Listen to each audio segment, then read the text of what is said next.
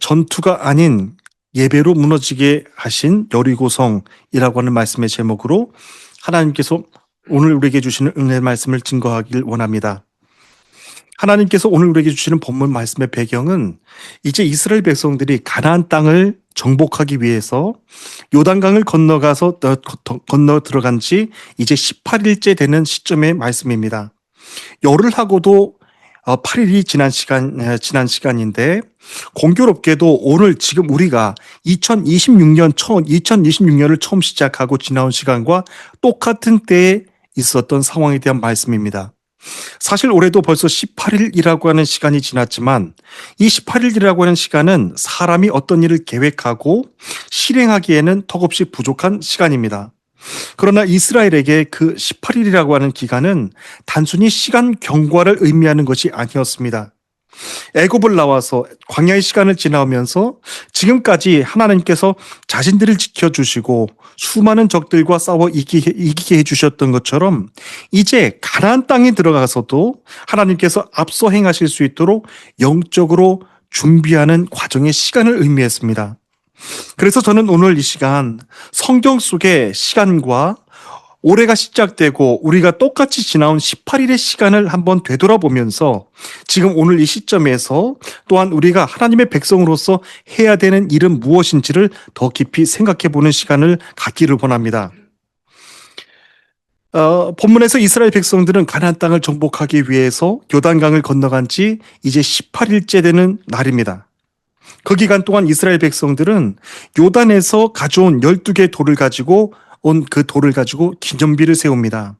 그리고 광야에서 태어나서 환례를 받지 못해서 광야 세대로 살아왔던 광야 세대, 제2차 세대들에게 할례를 베풉니다. 또 가나안 땅에 들어간 지 5일째 되던 날에는 가나안 땅에 들어간 지 첫 번째 유월절 행사를 지납니다. 유월절 절기를 지냅니다. 그러자 이스라엘 백성들에게 하나님께서 지금까지 하늘의 양식으로 주셨던 만나가 그치게 되고 가나안 땅의 곡식을 먹기 시작을 합니다. 이렇게 해서 이스라엘 백성들은 가나안 땅 정복을 위한 모든 준비 태세를 갖추었습니다. 그런데 여기에 한 가지 문제가 생깁니다. 1절 말씀인데요. 다 함께 우리 한번 읽어주시면 감사하겠습니다. 1절 말씀인데 읽겠습니다. 시작. 이스라엘 자손들로 말미암아 여리고는 굳게 닫혔고 출입하는 자가 없더라. 아멘. 이스라엘 백성들이 요단강을 건너서 처음으로 공격해야 될 성이 바로 여리고 성입니다. 여리고 성인데, 여리고는 지금 성경에서 굳게 닫혔고 출입하는 자가 없었더라라고 하면서 전합니다. 이는 이스라엘에 대한 극도의 공포가 여리고 성 사람들에게는 어느 정도였는지를 대략 추측해 보게 하시는 말씀입니다. 여리고 사람들은 이미 이스라엘에 대한 소식을 접해서 알고 있는 상황이었습니다. 여호수아서 2장 10절과 11절 말씀에서 라합이 두 정탐꾼에게 이렇게 말합니다. 이는 너희가 애굽에서 나올 때 여호와께서 너희 앞에서 홍해물을 마르게 하신 일과 너희가 요단 저쪽에 있는 아모리 사람의 두 왕 시온과 옥에게 행한 일, 곧 그들을 전멸시킨 일을 우리가 들었음이니라. 우리가 듣자 곧 마음이 녹았고 너희로 말미암아 사람이 정신을 잃었나니 너희 하나님 여호와는 위로는 하늘에서도 아래로는 땅에서도 하나님이시라 라고 하는 말씀을 전합니다. 라합이 두 정탐꾼들에게 했던 이 말이 너희 하나님 여호와는 하늘에서도 하나님이시고 땅에서도 하나님이시니 그 하나님이 앞서 행하시는 이 전쟁을 우리가 어떻게 이길 수가 있겠는가 라고 하면서 두려워 떨면서 전한 말입니다. 그러니 너희로 말미암아 여리고성 사람들의 마음이 두려워서 녹았고 정신을 잃을 정도가 되었다라고 지금 전하고 있는 말씀입니다. 고고학 연구에 따르면 여리고 성벽은 총 3중 성벽으로 세워진 성벽 구조로 세워진 성입니다. 기초 웅벽이 바깥에 있었고 외벽과 내벽으로 총 3중벽으로 쌓여져서 여리고성은 도저히 외부에서는 벽을 무너뜨려서 들어갈 수 있는 성이 아니었습니다. 이스라엘이 가나안 땅을 정복해 들어가기 위해서는 반드시 이 첫 번째 성인 여리고성을 점령해야 되는 것이죠. 그런데 지금 이스라엘은 이 여리고성을 공격할 방법이 하나도 없습니다. 외벽이 있었고 내벽이 있었고 그리고 문이 굳게 닫혀 있었는데 그러니 성 안으로 들어갈 수 있는 방법이 하나도 없었던 것입니다. 여리고 성 주변에 있었던 사람들까지도 모조리 성 안으로 다 들어가서 문을 굳게 닫아버린 그런 상황이었었던 것이죠. 그래서 출입하는 자가 아예 없었더라라고 성경이 기록합니다. 이스라엘이 공격을 포기하고 그냥 돌아갈 때까지 가만히 기다릴 생각이었던 참이었던 것입니다. 여리고 성은 가나안에서도 가장 견고하기로 유명한 소문난 성초롱성이었는데 아예 성문까지 단단히 닫았으니 아무도 이제는 들어갈 수도 없고 할 수 있는 것이 없는 상태였던 것입니다. 여러분 말씀을 시작하면서도 여러분들께 전해드렸던 것처럼 본문의 상황은 이스라엘 백성들이 요단강을 건너서 이제 가나안 땅을 들어간 지 18일째 되는 날입니다. 아무리 지금까지는 승승장구하면서 전쟁에서 승리해온 이스라엘이었다고 하더라도 이제 새롭게 가나안 땅에 들어가서 18일 동안이라고 하는 이 시간 가나안 땅의 지형을 익히고 새로운 전술을 준비해서 전쟁을 준비한다라고 하는 것은 인간적으로는 도저히 불가능한 시간이었었던 것입니다. 그런데 여호와 하나님은 이스라엘을 그 불가능한 상황 앞으로 나아가게 말씀하셨습니다. 하나님은 그 짧은 시간을 준비하게 하시고 이스라엘 백성들에게 무엇을 원하셨던 것일까요? 이어서 2절 말씀을 다 함께 읽어주시면 감사하겠습니다. 2절 말씀을 다 함께 읽겠습니다. 시작. 여호와께서 여호수아에게 이르시되 보라 내가 여리고와 그 왕과 용사들을 내 손에 넘겨주었으니. 아멘. 지금 이스라엘 백성들은 아무것도 할 수 없는 상황인데 여호와께서 여호수아에게 이렇게 말씀하시는 겁니다. 그 첫 마디가 보라고 하는 말씀입니다. 무엇을 보라고 말씀하십니까?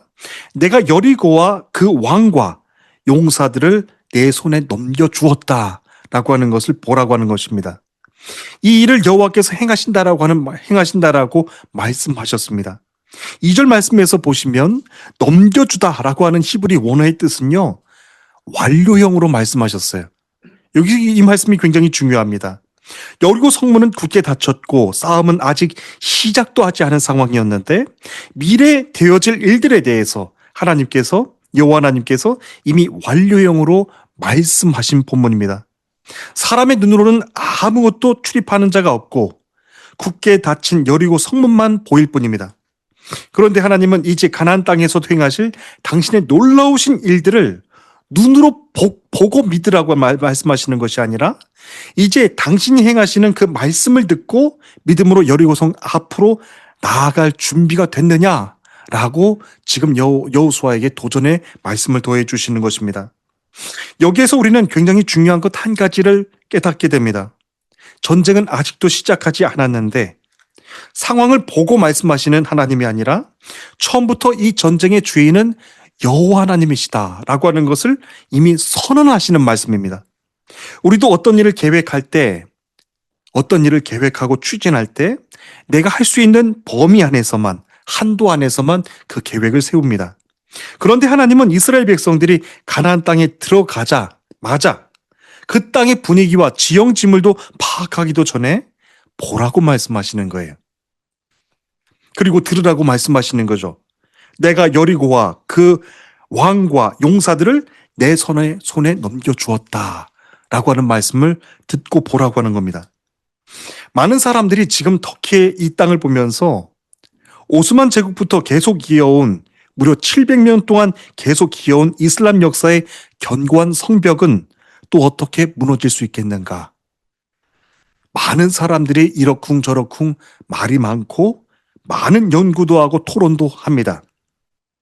하지만 지금 정작 우리들에게 필요한 것은 그렇게 많은 말과 토론과 분석을 하는 것이 아니라 여호와 하나님께서 여호수아에게 하신 이 말씀을 영적으로 듣고 담대한 믿음을 가지고 나아가 싸우는 것이 필요합니다. 현대를 살아가고 있는 지금 우리도 비단 사회일 뿐만 아니라 믿음을 지키기 정말로 어려운 여러 가지 일들을 겪으면서 얼마나 여러분 힘드십니까?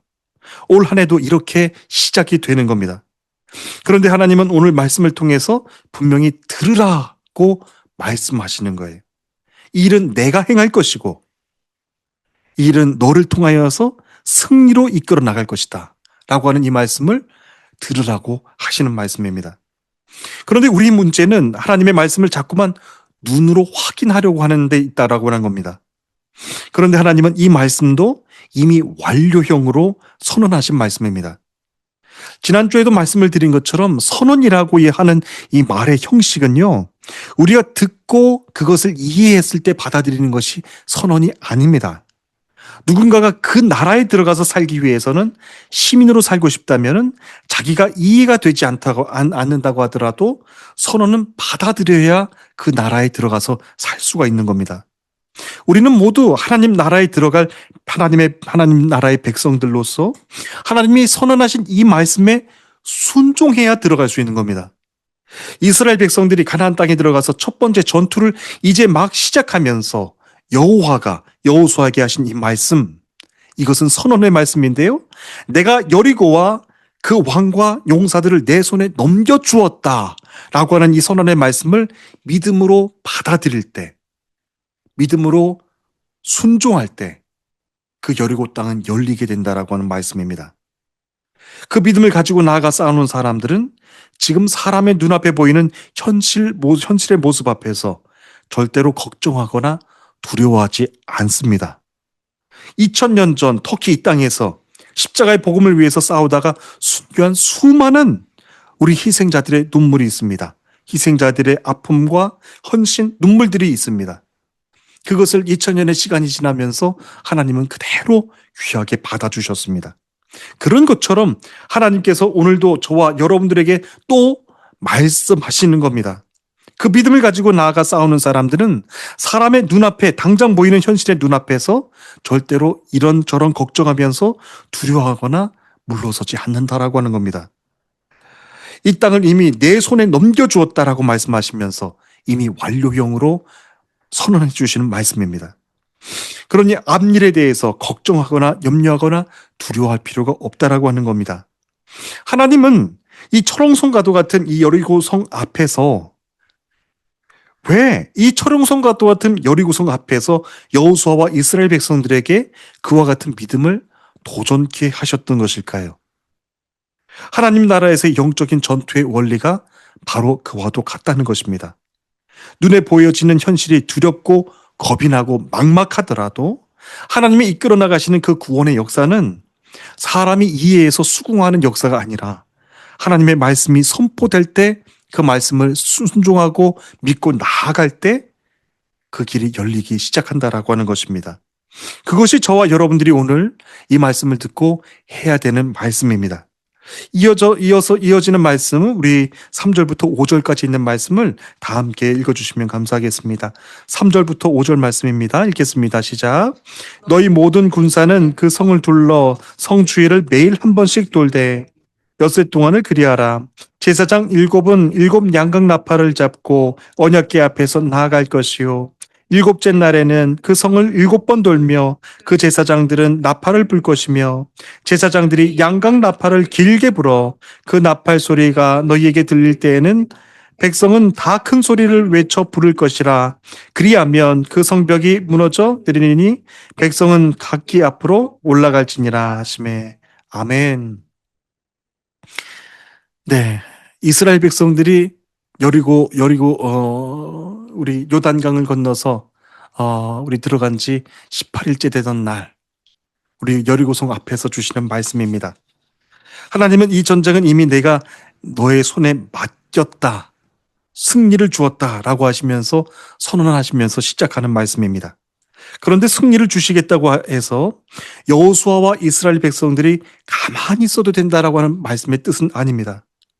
우리가 하나님의 말씀을 들을 때 간혹 가다가 오해하는 경우가 있습니다. 하나님께서 이와 같은 말씀을 주실 때 우리 믿음의 성도들, 우리 믿음의 사역자들은 가만히 있어도 된다라고 하는 뜻으로 오해하기가 쉬운데 그런 말씀의 뜻이 아닙니다. 승리하게 하실 하나님의 말씀을 확신하면서 담대히 나가 싸우라고 하는 겁니다. 그래서 하나님은 여호수아에게 그 승리의 비결을 알려주시면서 몇 가지 말씀을 명령하십니다. 그런데 정말 황당하고 이해할 수는 없는 명령이셨습니다. 차라리 나가서 싸우라고 하면 싸웁니다. 그런데 성을 빙빙 돌라고 하시는 겁니다. 군사들이 제사장들과 함께 하루에 한 번씩 6일 동안에 그렇게 성을 돌라고 하는 말씀입니다. 그리고 마지막 7일째 되던 날에는 7바퀴를 돌고 제사장들이 나팔을 길게 한번 불면 모든 백성들이 나와서 와 하고 큰 소리로 함성을 부르면서 나가라고 하는 말씀입니다. 그러면 성벽이 무너져 내릴 것이니까 그때 함께 성 안으로 진격하라라고 하는 말씀입니다.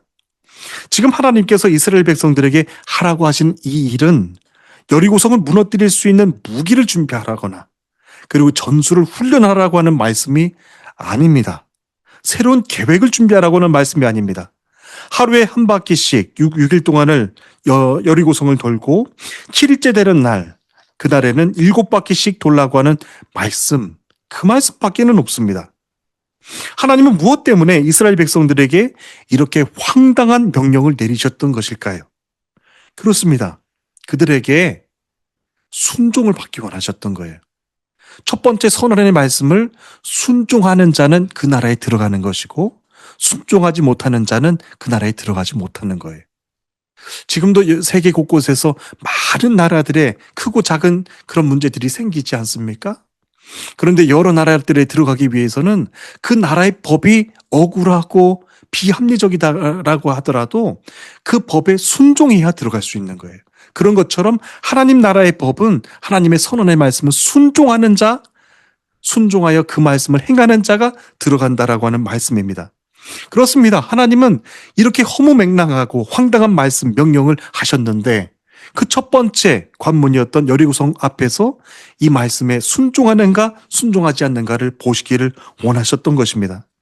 이제 앞으로 저와 여러분들도 들어가게 될 하나님의 나라입니다. 하나님의 그 나라는 전투를 잘한다고 들어갈 수 있는 나라가 아닙니다. 전투를 잘할 수 있는 힘과 지혜 그리고 재능을 가졌어도 들어갈 수 있는 나라가 아닙니다. 여러분들이 연약하고 지혜가 없고 전투의 경험이 없어도 여러분들에게 말씀하시는 하나님의 말씀에 전적으로 순종하고 그리고 전적으로 순종해서 그 말씀대로 앞으로 나아갈 준비가 되었을 때 들어갈 수 있는 곳이 바로 하나님의 나라입니다. 지금 사탄이 가장 겁을 내는 사람도 바로 그와 같은 사람입니다. 하나님이 명령하시는 그 말씀 앞에 온전히 순종해서 담대히 나아가는 사람. 우리는 그 사람들을 가리켜서 영적 군사라고 말합니다. 그 영적 군사를 사탄이 가장 두려워합니다. 그 영적 군사는 그 땅을 하나님 명령하신 그 땅에 들어가 그 땅을 믿음으로 개척하며 하나님의 나라를 세워가는 사람입니다. 마지막으로 이제 6절부터 9절까지 있는 말씀을 다 함께 보시겠습니다. 함께 읽어주시면 감사하겠습니다. 눈의 아들 여호수아가 제사장들을 불러 그들에게 이르되 너희는 언약궤를 메고 제사장 7은 양각 나팔 7을 잡고 여호와의 궤 앞에서 나아가라 하고 또 백성에게 이르시되 나가서 그 성을 돌되 무장한 자들이 여호와의 궤 앞에서 나갈지니라 하니라.